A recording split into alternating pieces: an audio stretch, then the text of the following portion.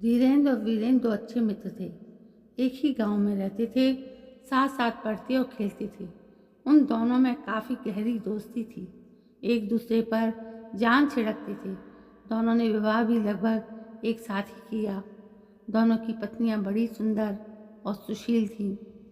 धीरेन्द्र नौकरी करना चाहता था, किंतु वीरेंद्र ने उससे कहा कि क्यों ना हम दोनों मिलकर एक व्यापार कर सकते हैं। किसी की नौकरी करने के से तो अच्छा है कि हम अपना कोई कार्य करते हैं। ये बात धीरेन्द्र को भी पसंद आई और दोनों ने व्यापार आरंभ कर दिया। दोनों मेहनत से कार्य करते थे, उनके परिश्रम फल भी आया। उनका व्यापार दिन दूना रात चौगुना बढ़ने लगा। प्रसन्नता की बात यह रही कि दोनों ही अब तक एक एक बच्चे के बाप भी बन चुके थे। कितने वर्षों का साथ था, एक दूसरे पर विश्वास बहुत ही प्रगाढ़ था, किंतु समाज में कुछ लोगों को उनकी दोस्ती रास नहीं आ रही थी। कुछ लोग उनकी दोस्ती से ईर्ष्या भी करते थे, किंतु इस बात से उन दोनों पर कोई फर्क नहीं पड़ता था। किंतु कहते हैं ना कि जब बुरे दिन आते हैं तो मति भ्रष्ट हो जाती है।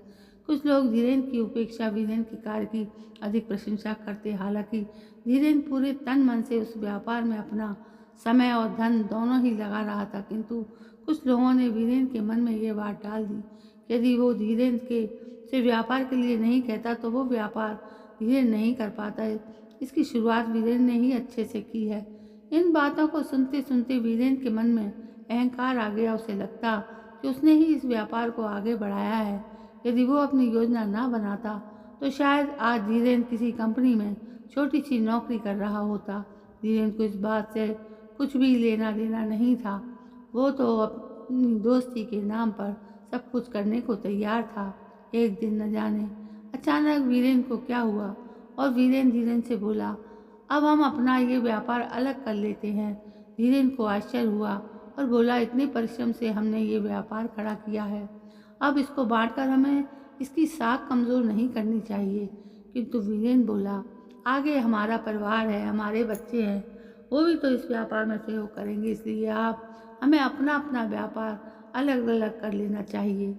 वीरेंद्र की व्यापार को अलग करने की इच्छा तो नहीं थी, किंतु वो वीरेंद्र नहीं माना तो धीरेन्द्र ने भी हामी भर दी और बोला, तुम मेरा हिस्सा मुझे दे दो, मैं अपने तरीके से ये कार्य करूँगा। उसकी इस बात को सुनते ही वीरेंद्र एकदम भड़क गया और बोला, तुम अपने को क्या समझते हो? ये व्यापार मैंने खड़ा किया है, तुमने पैसा ही कितना लगाया है? वो तो मेरी भलमनसाही है। मानो कि मैं तुम्हें इस व्यापार में तुम्हारा सहयोग और दोस्ती के नाते हिस्सा देता रहा। वीरेंद्र के ऐसे शब्द सुनकर धीरेन्द्र के पैरों के तले की जमीन खिसक गई। बोला, मित्र, मुझे तुमसे इस तरह के व्यवहार की उम्मीद नहीं थी। मैं तुम्हारे संग कौन सा गलत व्यवहार कर रहा हूँ? जो सही है वही तो बतला रहा हूँ। मैंने इस व्यापार को खड़ा करने में रात दिन एक किया और मैं इस तरह इस व्यापार से अलग नहीं हो सकता। यदि अलग करना ही है तो तुम्हें मेरा हिस्सा देना ही होगा। किंतु वीरेंद्र पर तो जैसे पैसों का घमंड सिर चढ़कर बोल रहा था। उसने धीरेन्द्र की मेहनत को नकार दिया, उसे उसका हिस्सा नहीं दिया, क्योंकि वीरेंद्र के मन में पहले से ही लालच आ गया था और उसने पहले ही सभी कागजों पर धीरेन्द्र से हस्ताक्षर ले लिए थे। धीरेन्द्र ने कभी इस बात पर ध्यान ही नहीं दिया कि वीरेंद्र उसके विरुद्ध कुछ योजना बना रहा है, किंतु जब सभी कागज वीरेंद्र ने धीरेन्द्र को दिखाए, वो बुरी तरह घबरा गया। सिर्फ इतना ही कह पाया, मित्र, ये तुमने अच्छा नहीं किया। कहते हुए उसको मित्र के धोखे के कारण हृदयाघात हुआ और परलोक से धार गया। धीरेन्द्र के मरने के पश्चात वीरेंद्र अब स्वतंत्र रूप से व्यापार कर रहा था, किंतु कुछ लोगों के कहने पर उसने धीरेन्द्र के बेटे को अपनी कंपनी में नौकरी दे दी। लोगों को दिखाने के लिए कि देखिए मित्र के न रहने पर उसके परिवार की किस तरह उसने देखभाल की है। धीरेन्द्र और वीरेंद्र की दोस्ती अब खत्म हो चुकी थी। धीरेन्द्र के बच्चे इतने तेज भी नहीं थे कि वो अपने पिता की मौत का बदला लेते और उसके पिता ने भी उन्हें यही बात बताई थी कि वीरेंद्र के मन में उसके प्रति कैसे भाव है। बच्चों को भी यही मालूम था कि हमारे पिताजी की और वीरेंद्र अंकल की आपस में घनिष्ठ मित्रता थी। धीरेन्द्र के परिवार पर एहसान भी हो गया और उसके लड़के को काम भी दे दिया गया। कुछ दिनों के पश्चात वीरेंद्र के लड़के की शादी हुई। विवाह में वीरेंद्र ने बहुत कुछ खर्च किया और एक सुंदर सुशील बहू अपने बेटे के लिए लेकर आया।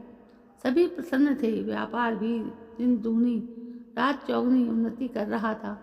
वहीं दूसरी तरफ वीरेंद्र का परिवार एक मध्यम वर्गीय परिवार था, अपना जीवन यापन कर रहा था। वीरेंद्र के बेटे की भी शादी हो चुकी थी। उसकी पत्नी सुंदर थी, सुशील होने के साथ साथ पढ़ी लिखी भी थी। अपने पति के कंधे से कंधा मिलाकर चलने वाली महिला थी। उसके पति के सहयोग के लिए उसकी पत्नी ने भी नौकरी कर ली। कुछ महीने पश्चात वीरेंद्र के घर में एक पोते का आगमन हुआ। घर में खुशियां मनाई गईं। सारे गांव को न्योता दिया गया, मिठाइयां बांटी गईं। सबने बच्चों को आशीर्वाद भी दिया। जब बच्चा 1 वर्ष का हुआ तो न जाने क्यों अचानक से बीमार पड़ गया। कुछ समझ नहीं आ रहा था क्या बीमारी लगी है। अनेक चिकित्सकों, वैद्यों, हकीमों को, मुल्ला मौलवियों को भी दिखलाया। बच्चे के गले में, हाथ में अनेक ताबीज बंधे हुए थे। जहाँ भी जब भी कोई बताता, बच्चे को लेकर वीरेंद्र और उसका परिवार वहीं पहुँच जाता। किंतु कोई नहीं समझ पा रहा था कि अचानक इस बच्चे को क्या हुआ है और कोई भी दवाई से क्यों नहीं लग रही। बच्चे के इलाज में वीरेंद्र का बहुत अधिक पैसा व्यय हो गया। कुछ दिनों तक ठीक होता और फिर से बीमार पड़ जाता। उसके घर की सभी जमा पूंजी भी इस बच्चे को जिंदा रखने की आस में समाप्त होती नजर आई। बच्चा लगभग 12 वर्ष का हो चुका था। व्यापार भी धीरे धीरे धीमा हो गया, क्योंकि सभी परिवार वालों का तो उस बच्चे पर ही ध्यान रहता था। किसी का भी मन व्यापार में नहीं लग रहा था।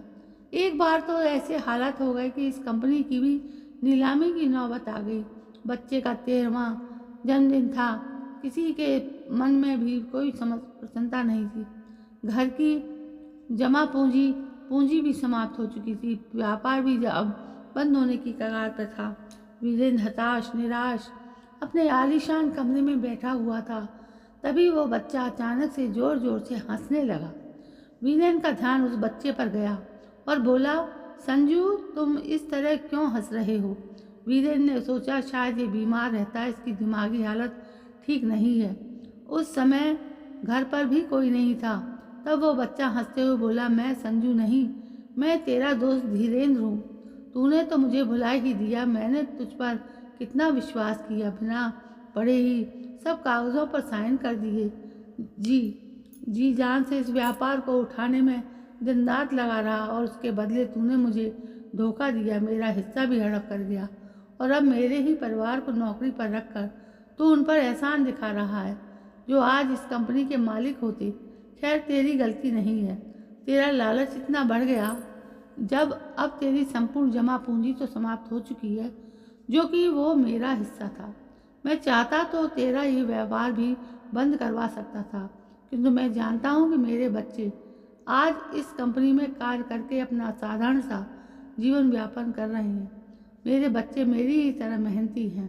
मुझे उन पर गर्व है। तेरे ही कारण अब मुझे अपने पोता और बहू दोनों का चेहरा देखने को मिला। आश्चर्यचकित होकर वीरेंद्र उसे बच्चों की बातें विस्फारित नेत्रों से सुन रहा था।